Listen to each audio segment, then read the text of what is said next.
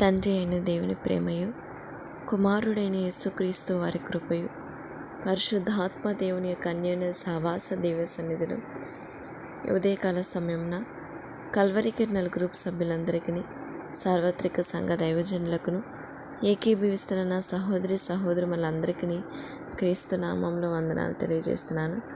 దేవునికి స్తోత్రం. ఉదయకాల ప్రార్థనలకు ఆహ్వానం. ప్రార్థన చేసుకునే ముందు కొద్ది నిమిషములు దేవుని యొక్క మాటను మనం ధ్యానం చేసుకొని ప్రార్థనలకి ముందుకు సాగుదాం. దేవునిలో ఉంటూ ఇహమందు ధనమును ప్రేమించి నశించిన వారు మన పరిశుద్ధ గ్రంథంలో ఉన్నారు. కొంతమంది వారి గురించి మనము తెలుసుకుందాం. అయితే దేవుని ఎరిగినప్పుడు కూడా ఇహమందు ఈ లోకాన్ని ప్రేమించి, ఈ లోక ధనాన్ని ప్రేమించి నశించిపోతారంటే ఖచ్చితంగా నశించిన వారు ఉన్నారండి. మరి మన జీవితంలో దేవుణ్ణి ప్రేమిస్తున్నాము అని చెప్పుకొనిచు ఈ లోకం మీద ఆశలు పెట్టుకుని బ్రతుకుతున్న వారం కూడా ఉన్నాం. అంటే దేవుని వాక్యం సెలవిస్తున్నది, ఈ లోకంలో ఐశ్వర్యంని ప్రేమించకము, ప్రేమిస్తే నిశ్చయం గది రెక్కలు వచ్చి ఎగురుపోవునని సామెత గ్రంథంలో ఉంది. దేవుడు ఇచ్చిన దానిలో మనం తృప్తి పొందాలి. దేవుడు ఏదైతే ఆజ్ఞాపించాడో వాటికి లోబడాలే తప్ప దానికి మించి మనం ముందుకు సాగనే కూడదు. అయితే ఏమవుతుంది, ముందుకు దేవుడు ఇచ్చిన దాంట్లో తృప్తి పొందక దేవుడు చేయొద్దనే పనిలో చేస్తే ఏమవుతుంది మన జీవితం అంటే నిజంగా నశించిపోతాము. అలాగా దేవునిలో ఉంటూనే దేవుని ఎరిగినప్పటికీ, దేవుడు గొప్పవాడని తెలుసుకున్నప్పటికీ ఇహమందు వాటి కోసం ఆశపడి వాటిపైన ఆసక్తి కలిగి ఉండడం బట్టి కొంతమంది నశించిపోయారు. వారిలో చూడండి, మొదటిగా ఆదికాండం 19వ అధ్యాయంలో మనకు కనిపిస్తుంది. 23వ వచనం నుంచి 29వ వచనాల్లో మనకు స్పష్టంగా తెలుస్తుంది. 19వ అధ్యాయం మొత్తం కూడా కనిపిస్తుంది. ఒక వ్యక్తి ఎవరంటే లోతు గారి భార్య. లోతు గారి భార్య నశించిపోయింది, ఉప్పు స్తంభంగా మారింది. గల కారణం, దేవుడు ఒక ఆజ్ఞ ఇచ్చాడు. సొదొమ గొమొర్రా పట్టణం నుంచి సోయరుకి వెళ్ళే సమయంలో దేవుడు చెప్తాడు, నీ వెనుకకు చూడకము అని వారికి ఆజ్ఞ ఇస్తే ఆమె లోకమును ప్రేమించి సొదొమ గొమొర్రా పట్టణము నశించిపోయేటప్పుడు, అగ్నితో కాల్చబడుతున్నప్పుడు వెనుక తిరిగి చూసింది. ఎందుకు చూసిండొచ్చు? ఆ లోక ప్రకారంగా ఆలోచించింది కనుకనే, ఇహమందు ప్రకారంగా ఆలోచించింది కనుకనే వెనుక తట్టు చూసింది. వెనుకకు చూడకము అంటే ఇంక మీరు ముందుకెళ్ళాలి, వెనక వైపు చూడకూడదు అని చెప్పారు. కానీ చూసింది ఉప్పు స్తంభంగా మారిపోయింది. గల కారణం, లోకమును ప్రేమించి మారిపోయినట్టు మనము మాట్లాడుకోవచ్చు. రెండవదిగా చూస్తే గెహజీ. 2 రాజుల గ్రంథం 6వ అధ్యాయంలో చూసినట్లయితే ఈయన కనిపిస్తాడు. గెహజీ ఈయన ఎలీషా శిష్యుడు అన్నమాట.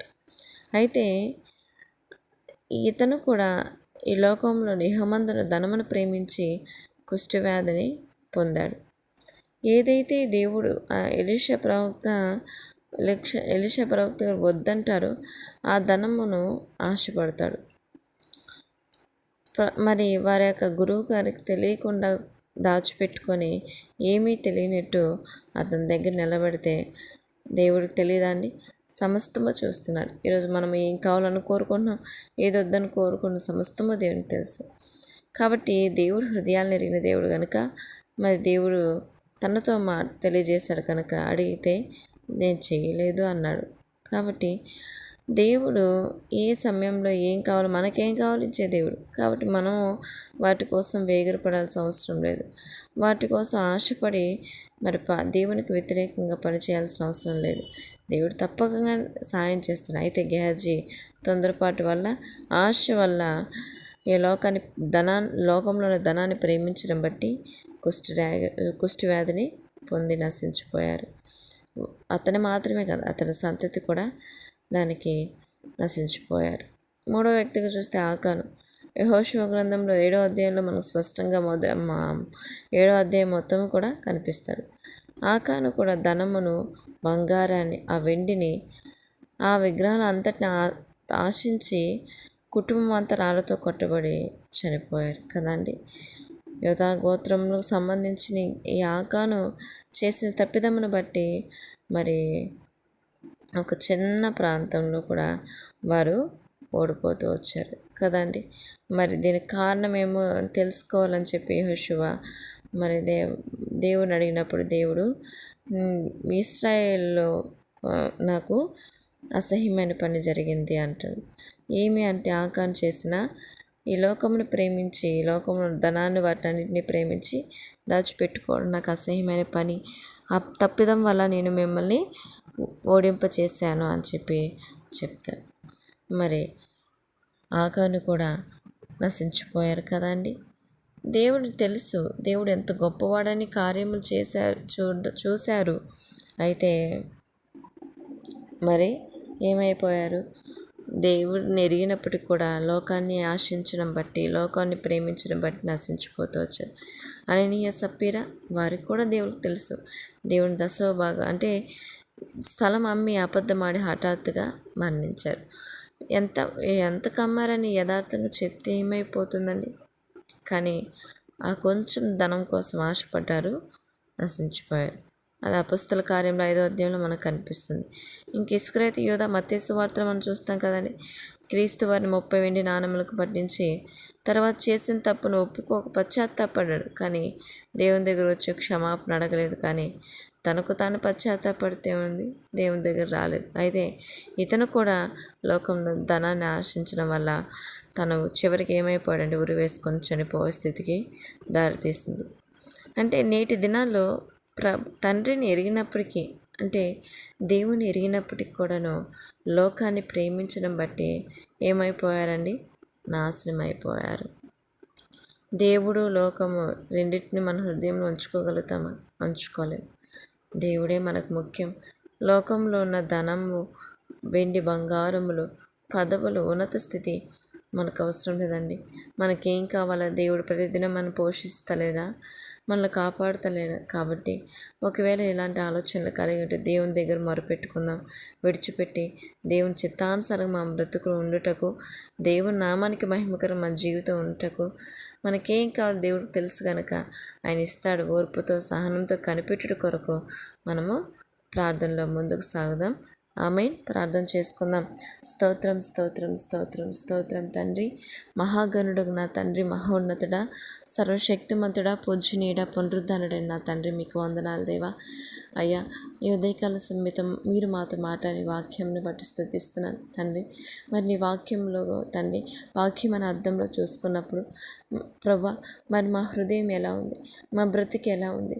దేవుణ్ణి ప్రేమిస్తున్నాను చెప్పుకోవచ్చు, లోకాన్ని ప్రేమించి నశించిపోతున్నామా తండ్రి? అటువంటి క్రియలు నాలో మాలో ఉన్నట్లయితే దయతో నన్ను క్షమించు దేవా. దయతో మా పాపములు దయతో క్షమించు తండ్రి. క్రీస్తు నామంలో అడుగుతున్నాను నైనా. లోకంలో ప్రేమిస్తున్నాం, లోకం ధనాన్ని ప్రేమిస్తున్నాము, లోకంలో ఉన్న ఉన్నత పదవుల కోసం పరిగెట్టి ప్రేమిస్తున్నాం. అవి ఏమీ మాకొద్దు ప్రభా. మాకేం కావాలో మీకు తెలుసు తండ్రి. తగిన కాలంలో మీరు సహాయం చేస్తారు. ఓర్పుని తండ్రి, సహనాన్ని ఇవ్వు తండ్రి. అయ్యా, మీ కృప కొరకు ఎదురు చూసి గుణం మాకు ఇవ్వు తండ్రి. దయతో మేము ఆరాటపడిన దయతో అయా తొందరపడిన క్షణాలు మా జీవితంలో ఉన్నాయి, క్షమించమని యేసుక్రీస్తు నామంలో అడుగుతున్నాను తండ్రి. వందనాలు తండ్రి. దయామయుడ, సహృదయుడ, సద్గుణశీలుడ, ఆకాశం అంతా, ఆకాశం యొక్క సింహాసనం తండ్రి, భూమి యొక్క పాదపీఠం, ఆకాశం అంత విశాలమైన హృదయం కలిగిన తండ్రి, ప్రేమామయుడు నా తండ్రి, స్తోత్రాలు చెల్లిస్తున్నాను తండ్రి. విరిగి నలిగిన హృదయం మీరు అలక్ష్యం చేయరు మనస్ఫూర్తిగా ప్రభా. మా పాపం మీ ఎదుటే ఉన్నది, మీకు తెలిసి ఉన్నది ప్రభా. మా పాపమును మీరు చూస్తే తండ్రి ఎత్తు చూపితే అయా నీ ఎదుటి నిలగలిగిన వారు ఎవరూ ఉండవు ప్రభా. మీకు సమస్తము తెలుసు తండ్రి. కేవలం నీ కృపను బట్టి, నీ వాత్సల్యతను బట్టి నేను బ్రతుకుతున్నాను ప్రభా. దయతో నా నోటి మాటలు, మా ఆలోచనలు, మా తలంపులు, అయా మా యొక్క ప్రవర్తన దయతో క్షమించి శుద్ధీకరించి నీలో దినదినము మా జీవితాన్ని అయా మార్చబడినట్లు, వృద్ధి పొందినట్లు, ఆత్మీయ జీవితంగా స్థిరపడి బలపడినట్లు మీరు దీవించండి. ఈ వాక్యం ద్వారా మా బ్రతుకులు మీరు దీవించమని వేడుకుంటున్నాను. మా బ్రతుకులు మార్చిబట్టు కృప చూపించు తండ్రి. స్తోత్రాలు దేవా.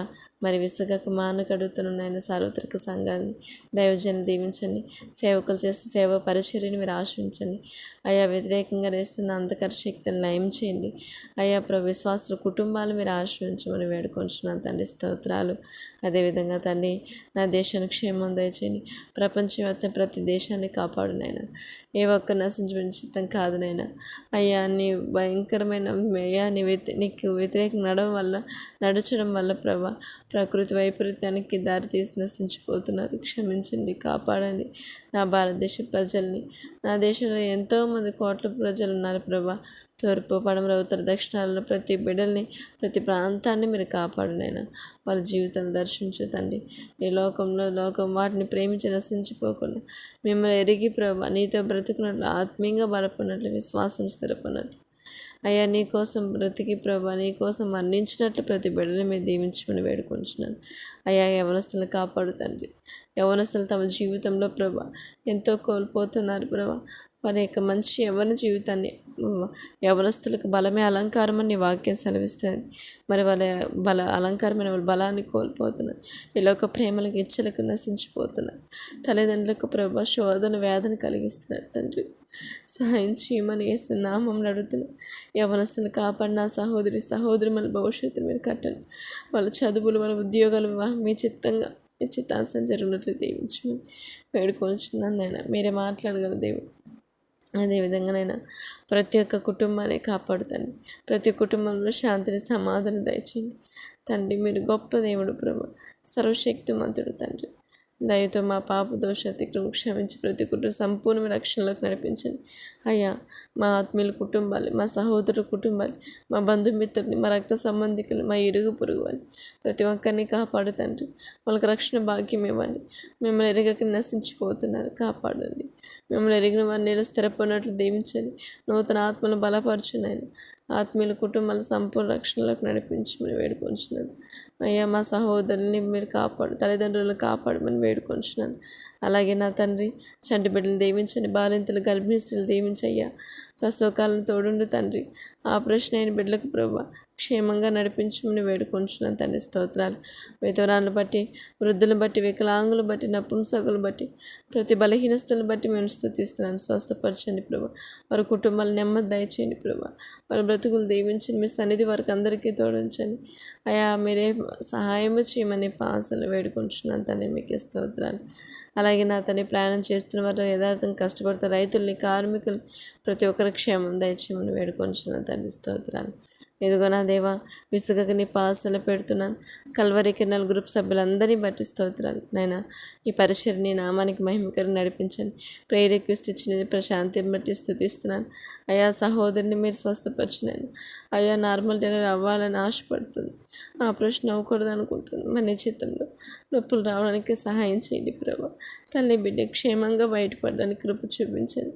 నార్మల్ డెలివరీ కృప చూపించండి. అలాగే స్పందన సిస్టర్ విషయంలో కూడా కార్యం చేయి తండ్రి. అలాగే మంజుల సిస్టర్ బాలింత్రాలు మీరు దీవించు దేవా. తల్లి బిడ్డ క్షేమంగా నడిపించే తల్లి స్తోత్రాలు చెల్లిస్తున్నాను. అలాగే నా తల్లి గర్భఫలం కోసం ప్రేయర్ రిక్వెస్ట్ ఇచ్చిన ప్రభు లక్ష్మి గారిని మీరు దీవించండి. వివాహం కోసం ప్రేయర్ రిక్వెస్ట్ ఇచ్చిన కామిరెడ్డి గారిని బట్టి స్తోత్రాలు.